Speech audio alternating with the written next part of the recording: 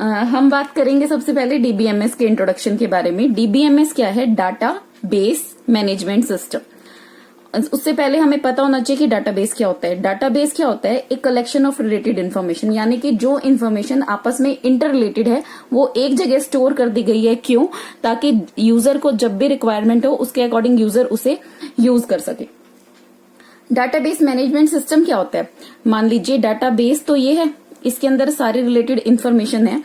इसको हम ये भी कह सकते हैं कि ये रिपोजिटरी है, यानी कि एक टैंक है जिसके अंदर पर्टिकुलर रिलेटेड इन्फॉर्मेशन स्टोर है और एक यूजर है, उसको चाहिए वो इन्फॉर्मेशन। फॉर एग्जाम्पल अब इसके अंदर तो सारा डाटा है, अब यूजर को अपने हिसाब का डाटा चाहिए, वो कैसे लेगा? तो उसके लिए हमें एक सॉफ्टवेयर की जरूरत हुई जिसका नाम है डाटाबेस मैनेजमेंट सिस्टम। यानी कि ये ऐसे मैनेज करेगा सिस्टम को, यहां से वही इन्फॉर्मेशन एक्सट्रैक्ट करके लेके आएगा जो यूजर को रिक्वायरमेंट है। जैसे आप अपने स्कूल में हो और फीस वाली मैम को ये रिक्वायरमेंट होती है कि किस बच्चे ने फीस भर दी और किसने नहीं, तो वो इस डाटाबेस में स्टूडेंट का वही रिकॉर्ड निकालेगी जिसमें ये चीज है कि फीस लास्ट टाइम कब भरी थी, उसके अकॉर्डिंग उसे डाटा मिल जाएगा। और क्लास टीचर मैम को अटेंडेंस चाहिए तो क्लास टीचर मैम को उसके अकॉर्डिंग डाटा मिल जाएगा। यानी कि डीबीएमएस मैनेज करता है डाटाबेस को इस तरीके से कि यूजर को इजीली डाटा अवेलेबल हो जाए। तो इसी कंसेप्ट के लिए कि डाटा अकॉर्डिंगली मिल जाए जैसी रिक्वायरमेंट है, हमें इस डीबीएमएस सॉफ्टवेयर की जरूरत हुई। तो इसका बेसिक वो है कंसेप्ट। आगे देखो, जो मार्केट में जनरली अवेलेबल है ना डीबीएमएस सॉफ्टवेयर, तो उनमें से जो मेन है वो तो है डीबेस, नेक्स्ट है इंग्रिस और नेक्स्ट है ओरेकल। मीन्स एग्जाम्पल ये पूछा जा सकता है वाइवा में कि एग्जाम्पल बताइए जो मार्केट में डीबीएमएस सॉफ्टवेयर अवेलेबल है, तो आप एग्जाम्पल दे सकते हैं। डीबेस हो गया, इंग्रिस हो गया और ओरेकल हो गया। Oracle means structure query language के बारे में बात करेंगे, वो बाद में। इतना होने के बाद नेक्स्ट है कि कैरेक्टरिस्टिक्स ऑफ डीबीएमएस। कैरेक्टरिस्टिक्स क्या होनी चाहिए किसी भी डीबीएमएस की? कैरेक्टरिस्टिक्स में हम फर्स्ट कैरेक्टरिस्टिक लेके चलेंगे कि एक्यूरेट होना चाहिए। कोई भी डाटाबेस जो आपने तैयार किया है वो एक्यूरेट हो, मतलब कि हम उसमें से इंफॉर्मेशन ले रहे हैं, अगर इंफॉर्मेशन ठीक नहीं हुई तो फिर उस डाटाबेस का कोई फायदा नहीं है, क्योंकि रिजल्ट गलत आएगा। जब डाटा जिस चीज से हम रिजल्ट निकालने वाले हैं वो पहले ही गलत हो तो इसका कोई अचीव हो ही नहीं सकता है रिजल्ट ढंग से। तो इसलिए सबसे पहली कैरेक्टरिस्टिक्स है डाटाबेस मैनेजमेंट सिस्टम की, इट शुड बी एक्यूरेट। और नेक्स्ट है फॉर्म। फॉर्म मीन्स वो ऐसी अरेंजमेंट में अवेलेबल होना चाहिए कि वो समझ आ जाए यूजर को। मान लो यूजर को कोई इन्फॉर्मेशन चाहिए कि वही जो मैंने कहा था अभी, फीस की इन्फॉर्मेशन चाहिए और वो किसी और लैंग्वेज में है और यूजर को नहीं समझ आ पा रही है, तो फिर कोई फायदा नहीं है। तो it should be in form that is required, उसी फॉर्म में होनी चाहिए। नेक्स्ट रेलेवेंट, मतलब जिस चीज की जरूरत है वो हो। अगर मुझे ये जानना है कि स्कॉलरशिप प्रोवाइड करनी है तो मेरिट वाले स्टूडेंट्स की इन्फॉर्मेशन चाहिए, तो जब रिजल्ट होगा तभी तो इन्फॉर्मेशन मिलेगी। और रिजल्ट नहीं है मेरे पास और इन्फॉर्मेशन ये आ गई कि अटेंडेंस और फीस वगैरह की, तो मतलब जिस पर्टिकुलर चीज के लिए रिक्वायर्ड है वही रेलेवेंट इन्फॉर्मेशन है। उसके बाद टाइमलाइन, जिस टाइम पे रिक्वायर्ड है उस टाइम पे हो, डाटाबेस उस टाइम पे काम करे तो ही फायदा है।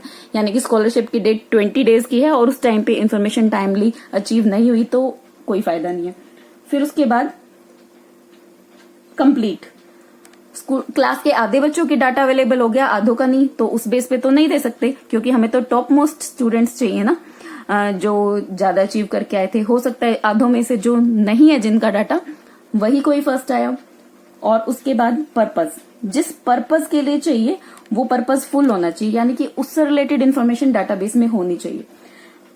रिलायबल, रिलायबल मतलब होता है कि हम उस पर ट्रस्ट कर सकते हैं या नहीं, यानी कि ट्रस्टवर्दी जो थिंग होती है उस पर हम बिना देखे विश्वास कर लेते हैं। तो रिलायबल होनी चाहिए कि हमें श्योर हो कि वो डाटा ठीक है, उसमें कुछ गलती नहीं होगी। और वैलिड, यानी कि अगर इस बार की स्कॉलरशिप है तो उसी बार का ही, उसी ईयर का डाटा चाहिए ना। पुराना डाटा है तो उसकी वैलिडिटी तो एक्सपायर हो चुकी है, तो उनको तो पहले मिल गई होगी ना स्कॉलरशिप। हम उसका एग्जाम्पल लेके चल रहे हैं इसलिए। तो वैलिडिटी, तो इस वाले अभी तक के टॉपिक में हमारे वाइवा से रिलेटेड क्वेश्चन मिलते हैं कि डीबीएमएस की डेफिनेशन बताओ, तो आप बता सकते हैं डाटाबेस मैनेजमेंट सिस्टम। दूसरा क्वेश्चन बनता है डाटाबेस क्या होता है? तो डाटाबेस क्या होता है? कलेक्टेड ऑफ रिलेटेड इन्फॉर्मेशन, यानी कि आपस में जो रिलेटेड इन्फॉर्मेशन है उसका कलेक्शन। ये नहीं है कि पूछा तो जा रहा है कि रिजल्ट का डाटा दो और हम बता रहे हैं बच्चे की हॉबीज, यानी कि रिलेटेड होनी चाहिए वो आपस में। डाटाबेस को और क्या कहते हैं? डाटाबेस को रिपोजिटरी भी कह देते हैं। तो डीबीएमएस क्या है? डीबीएमएस एक सॉफ्टवेयर है जो यूजर और डाटाबेस के बीच में मैनेज करके चलता है कि रिपोजिटरी में से वो डाटा एक्सट्रैक्ट होकर यूजर को दिखाई दे जो उसको रिक्वायर है। नेक्स्ट क्वेश्चन बनता है कि डाटाबेस मार्केट में कौन कौन से अवेलेबल हैं? तो डीबेस, इंग्रिस और ओरेकल। एक और क्वेश्चन बनता है कैरेक्टरिस्टिक्स। तो आप बता सकते हैं, आपसे पूछा जा सकता है any 5 characteristics of database management system. तो इसमें से आप कहोगे एक्यूरेट, मैंने अभी बताया। फॉर्म, यानी कि पर्टिकुलर फॉर्म में होनी चाहिए जिसमें रिक्वायर्ड है। रेलेवेंट, यानी कि यूजफुल जो इन्फॉर्मेशन है वो हो, फालतू की बातें ना हो उसमें। टाइमलाइननेस, टाइमली अवेलेबल होनी चाहिए। नेक्स्ट है कंप्लीट, डाटा कंप्लीट होगा तो ही उसमें से एक्यूरेट रिजल्ट बाहर आएगा। पर्पस, जिस पर्पस के लिए मांगी गई है वो पर्पस फुल होना चाहिए इन्फॉर्मेशन में से। रिलायबल, यानी कि ट्रस्टवर्दी, हमें इस बात का डाउट ना हो कि उसमें कुछ गलत हो सकता है। वैलिडिटी, यानी कि करंट एनवायरनमेंट में वो एग्जिस्ट करती हो, ये नहीं है कि पुराना डाटा उस टाइम का डाटा ना हो। तो इतना शायद आपको क्लियर हो गया होगा। अब हम बात करते हैं नेक्स्ट टॉपिक की, need of database management system. आपसे पूछा जा सकता है कि हमें डाटाबेस मैनेजमेंट सिस्टम की जरूरत ही क्या है? फर्स्ट तो ये है, इसलिए जरूरत है ताकि हम डिसीजन ले सकें। ठीक है, पर्टिकुलर किसी चीज पे कंफ्यूजन है तो उसके बारे में डिसीजन ले सकें अगर हमारे पास डाटा अवेलेबल है उसको स्टडी करके।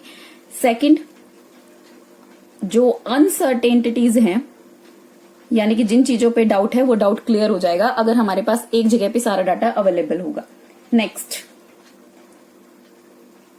टैकलिंग प्रॉब्लम्स, जो सॉफ्टवेयर को डिजाइन करते टाइम या कोई डिसीजन लेते टाइम दिक्कत आ रही है वो सारी प्रॉब्लम्स रिजॉल्व हो जाएंगी अगर उससे पहले का डाटा हमारे पास होगा, तो हम उसके बेस पे उस रिजल्ट को निकाल सकते हैं। लास्ट, ऑब्जेक्टिव्स, अपना जो गोल है उसको फुलफिल करने के लिए भी हमें डाटाबेस की जरूरत होती है। क्या फायदा हो जाता है? डाटाबेस एक जगह पे होता है, हमें अपने अकॉर्डिंग इन्फॉर्मेशन मिल जाती है जो रिक्वायर है।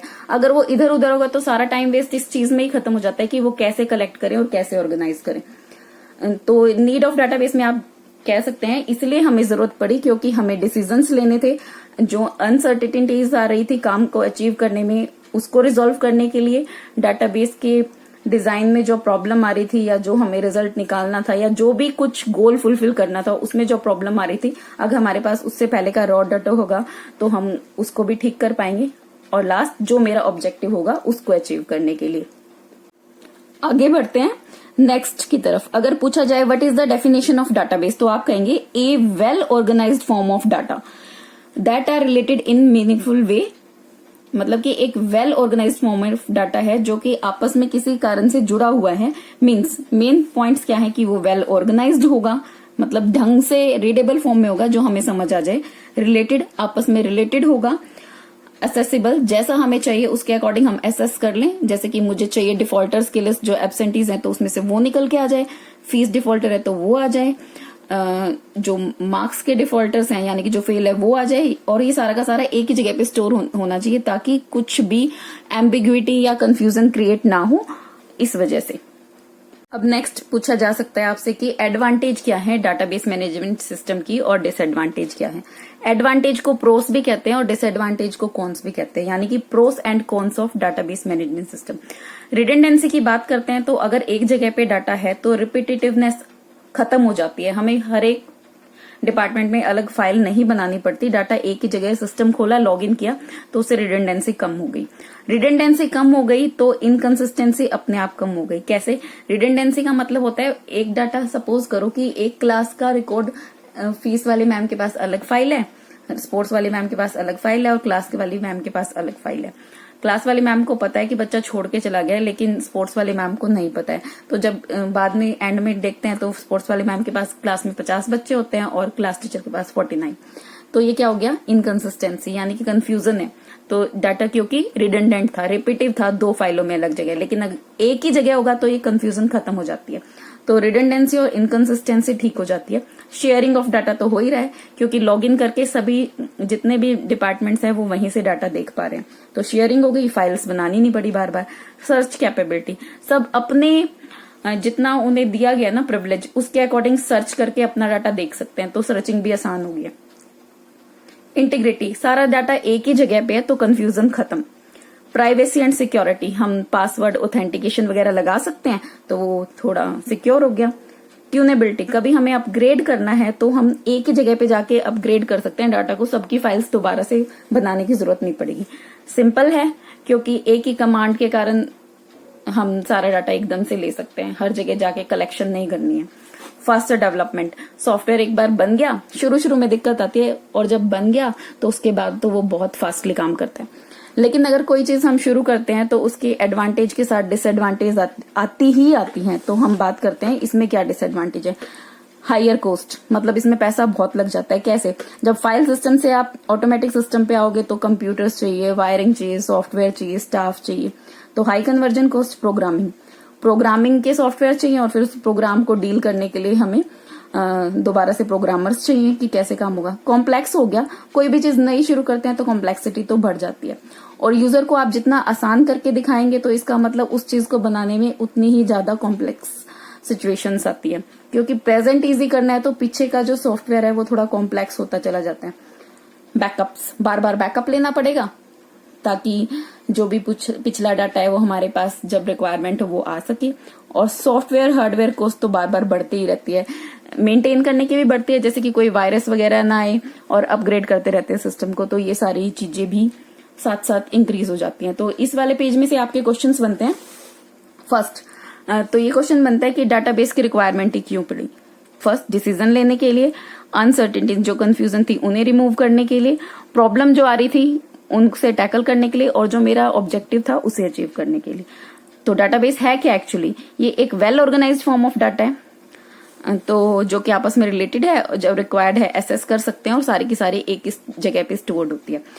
तो पूछा जा सकता है एनी 3 और 4 डिसएडवांटेज और एडवांटेज, तो आप एक बार देख लेना, स्क्रीनशॉट लेना, स्क्रीनशॉट ले लो, रिवाइज करने में सही रहेगा। उसके बाद नेक्स्ट टॉपिक है आपका डाटाबेस यूजर्स, यानी कि डाटाबेस के अंदर, डाटाबेस मैनेजमेंट सिस्टम के अंदर कौन कौन से यूजर्स होते हैं। तो 3 तरीके के यूजर होते हैं। पहला तो होता है डाटाबेस एडमिनिस्ट्रेटर। ये कौन सा यूजर होता है? ये वाला यूजर होता है जो कि क्रिएट करता है डाटाबेस को और मॉडिफाई भी कर सकता है उसके स्ट्रक्चर को, यानी कि वो होल एंड सोल होता है किसी भी डाटाबेस का। एप्लीकेशन प्रोग्रामर वाले यूजर वो वाले यूजर होते हैं जो कि डिजाइन करते हैं, यानी कि किसी भी हाई लेवल लैंग्वेज में प्रोग्राम को लिखते हैं, जैसे कि जावा में लिख दिया, सी में लिख दिया, और फिर हम यूज कर सकें। और एंड यूजर्स होते हैं जो बिल्कुल आखिरी एंड पे होते हैं, जो भी सिस्टम डीबीए ने तैयार किया था, एप्लीकेशन प्रोग्रामर में लिखा था, सिर्फ उसका फायदा उठाने के लिए, उसे यूज करने के लिए इजी वे में। अब कैसे होगा? देखो, सबसे पहले नीचे डाटाबेस है जिसके अंदर सारे रिलेटेड इन्फॉर्मेशन स्टोर की गई है। अब क्या होता है, डाटाबेस मैनेजमेंट सिस्टम इसमें से डाटा को एक्सट्रैक्ट करेगा और उसे इन सबको पहुंचाना है वो डाटा, ठीक है। तो डाटाबेस एडमिनिस्ट्रेटर ने डिजाइन किया था कि वो कैसे काम करे, और उसको प्रोग्रामिंग लैंग्वेज में किसने लिखा? एप्लीकेशन प्रोग्रामर ने। अब एंड यूजर क्या है? एंड यूजर फिर 2 टाइप के हैं, एक कैजुअल यूजर और एक नेवी यूजर। एग्जाम्पल मान के चलते हैं, जो बैंक में वो बैठे होता है ना स्टाफ मेंबर्स, तो वो कौन सा यूजर है? वो कैजुअल यूजर है जिसे ट्रेन किया जाता है कुछ काम करने के लिए, और जो यूजर क्वेरी लेके आता है वो उसे सॉल्व करके देते हैं, ठीक है। यानी कि ये ट्रेंड यूजर है, इन्हें पहले ट्रेंड किया जाता है डाटाबेस को यूज करने के लिए। लेकिन नेवी यूजर क्या है? नेवी यूजर तुम हो या मैं हूं, जिन्हें अंदर की डिटेल से कोई लेना देना नहीं है, सिर्फ वो अपना काम करते हैं इजी वे में और चलते बनते हैं। फॉर एग्जाम्पल, एटीएम में पैसा निकाला, या फिर जाके मशीन में हमने डिपॉजिट भी कर दिया, डिपॉजिट वाली में, यानी कि डिटेल्स का कुछ नहीं करना, इन्हें ट्रेनिंग की जरूरत नहीं होती, ये बिल्कुल इजी वे में इनके लिए सॉफ्टवेयर होता है, ये इसे यूज करते हैं। तो इसमें से क्या क्वेश्चन बनता है? तुमसे पूछा जाएगा कि भाई कितने टाइप के यूजर्स होते हैं डाटाबेस में, तो तुम बता देना 3 यूजर्स होते हैं, डाटाबेस एडमिनिस्ट्रेटर, एप्लीकेशन प्रोग्रामर और एंड यूजर।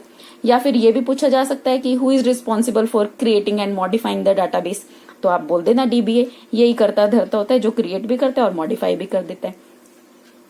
ये क्वेश्चन भी बनता है कि कौन लिखता है डीबीएस के स्ट्रक्चर को, तो आप कह सकते हैं एप्लीकेशन प्रोग्रामर होता है जो कि हाई लेवल लैंग्वेज में लिखता है। तो क्वेश्चन ये भी हो सकता है कि हाई लेवल लैंग्वेज कौन सी होती है, तो जावा, C++, ये सारी हाई लेवल लैंग्वेज है। फिर एक क्वेश्चन और बन जाता है कि एंड यूजर्स कितने टाइप के होते हैं, तो 2 टाइप के होते हैं, कैजुअल और नेवी। कैजुअल यूजर्स को ट्रेनिंग की जरूरत होती है, नेवी यूजर्स को ना ही डिटेल्स की जरूरत होती है ना ही ट्रेनिंग की जरूरत होती है, वो इजीली काम कर लेते हैं। नेक्स्ट आपका टॉपिक है रिलेशनल डाटाबेस। रिलेशनल डाटाबेस क्या होता है? रिलेशनल डाटाबेस वो होता है जिसमें इंफॉर्मेशन स्टोर होती है टेबुलर फॉर्म में, यानी कि एक टेबल की फॉर्म में, यानी मींस रोज एंड कॉलम, वो दोनों चीज होगी। ये इसलिए ऐसा होता है क्योंकि कंसाइज और सिंपल वे में रीडेबिलिटी बढ़ाता है और हमें बहुत सारी इन्फॉर्मेशन दिख जाती है। तो ये सबसे बेस्ट मेथड होता है किसी भी डाटा को स्टोर करने के लिए। और जो ये रोज होती है ना, इनको हम क्या कहते हैं? टपल, ठीक है। और जो ये कॉलम्स होती हैं इनको हम क्या कहते हैं? एट्रीब्यूट्स। अब आप देखो, जो अब ये जो लिखा हुआ है ना, ये student ID, name, subject code और मार्क्स, ये सारे एट्रीब्यूट्स हैं। और किसी भी टेबल की अगर मुझे डिग्री बतानी है तो हमें पता होना चाहिए कि उसके अंदर कितने एट्रीब्यूट्स है, यानी कि इसमें 4 हैं तो इसकी डिग्री 4 है। और degree of this table is 4। और हमें बताना है कि उस टेबल की कार्डिनैलिटी कितनी है, तो कार्डिनैलिटी के लिए हमें टपल्स को काउंट करना पड़ता है। ये फर्स्ट तो हेडिंग है, तो कितनी है? 1 2 3। तो कार्डिनैलिटी हम कैसे काउंट करेंगे? नंबर ऑफ रोज। और भी किसी भी रिलेशनल डाटा बेस को उसके अंदर से एक्सट्रैक्ट करने के लिए डाटा, तो हम लैंग्वेज यूज करते हैं। वो कौन सी लैंग्वेज होती है? स्ट्रक्चर्ड क्वेरी लैंग्वेज, जो कि बहुत ज्यादा इंपॉर्टेंट होती है और इजी होती है और मोस्टली वही यूज होती है।